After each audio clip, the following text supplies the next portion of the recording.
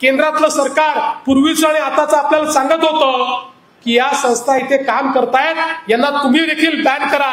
हे महाराष्ट्रातनं अशा प्रकारचं काम करत आहे, पण आपल्याकडे कायदाच नव्हता, त्यामुळे आपण त्यांना बॅन करू शकत नव्हतो. आणि म्हणून अर्बन माओवाद्याचं सेंटर हे महाराष्ट्र झाला.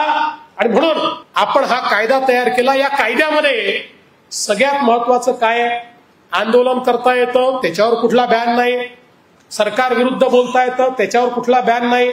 सरकार विरुद्ध पाहिजे तेवढं लिहिता येतं, त्याच्यावर कुठला बॅन नाहीये. उलट या कायद्यामध्ये व्यक्तीला अरेस्टच करता येत नाही. हा कायदा असा आहे, हा कायदा संस्थेवर बंदी घालण्याचा कायदा आहे.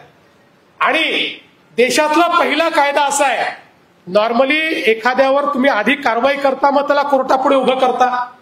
पण या कायद्यामध्ये एखादी संस्था ज्यावेळी अशा प्रकारच्या कडव्या डाव्या किंवा ज्याला लेफ्ट विंग एक्स्ट्रीमिझम म्हणतात, त्या लेफ्ट विंग एक्स्ट्रीमिझमच्या अर्बन केडरचं काम करताना जेव्हा एखादी संस्था दिसेल, त्या संस्थेच्या विरुद्ध पुरावे गोळा करून एका मंडळापुढे जावं लागेल.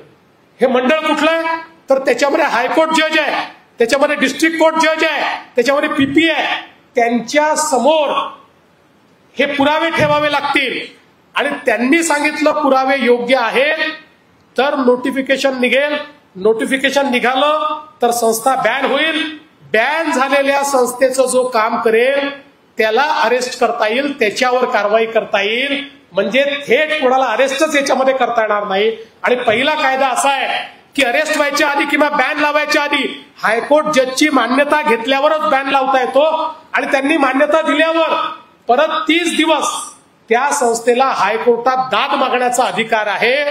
अशा प्रकारचा तर कायदा दुसरा कुठला नाहीच की ज्या कायद्यामध्ये तुम्हाला आधीच कोर्टाची परवानगी घेऊनच तुम्हाला त्या ठिकाणी अरेस्ट करता येतं.